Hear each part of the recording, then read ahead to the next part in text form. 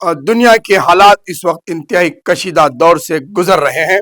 United nation organization قائم کیا گیا تھا، اب تک بھی یو این او کا اجلاس منعقد نہیں کیا گیا۔ آداب ناظرین، میں محمد Ajmal Ali Khan, news one library میں آپ کا استقبال ہے۔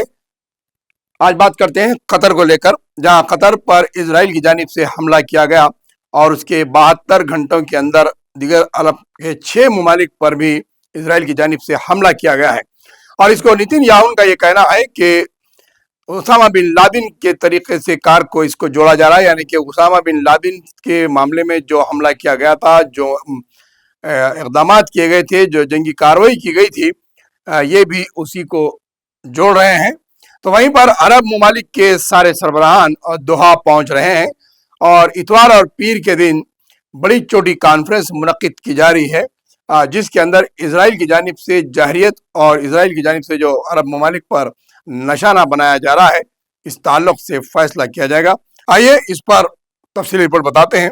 دوحہ میں اسرائیلی حملے سے پیدا شدہ صورتحال پر اتوار اور پیر کو قطر کے دارالحکومت میں ایک ہنگامی عرب اسلامی چوٹی کانفرنس ہوگی۔ قطر کی ایک نیوز ایجنسی نے یہ بات بتائی۔ اس دوران کئی عرب کے ممالک کے مسلم سربراہوں نے قطر پہنچ چکے ہیں۔ امیر شیخ تمیم بن حماد ثانی سے یگانی قط کا اظہار کیا جا رہا ہے۔ سعودی عرب ولی عہد محمد بن سلمان اور پاکستانی وزیر اعظم شہباز شریف جس میں شامل ہیں۔ اس کے علاوہ منگل کو اسرائیل کے فضائی حملے کے پر دوحہ پر ایک بڑا حملہ کرتے ہوئے حماس کی قیادت کو نشانہ بنایا گیا تھا۔ اس حملے میں 15 لڑاکا جنگی طیاروں کا استعمال کیا گیا، 10 بم گرائے گئے، 6 افراد جاں بحق ہوئے تھے۔ قطر میں اسرائیل کے حملے سے خلیجی ملک مسلم ممالک میں تشویش پائی جا رہی ہے۔ اب یہ سوال اٹھائے جا رہے ہیں کہ کیوں امریکہ نے قطر کو اسرائیل کے حملے سے نہیں بچایا۔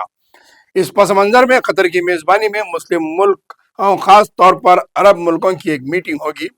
تمام خلیجی ملکوں جیسے سعودی عرب اور یو اے ای نے اس حقیقت کا نوٹ لیا ہے کہ قطر میں امریکی فوجی اڈے قطر کو بچانے کے لیے کچھ نہیں کیا۔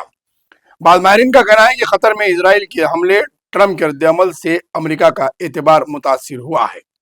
بہرحال جس طریقے سے عرب ممالک میں ایک ہلچل مچ گئی اسرائیل کے حملے کو لے کر، اور اسرائیل اپنی جارحیت پر اتر آیا ہے، اور اسرائیل نے آج 6 عرب ممالک پر حملہ کیا ہے، ایسا لگ رہا ہے۔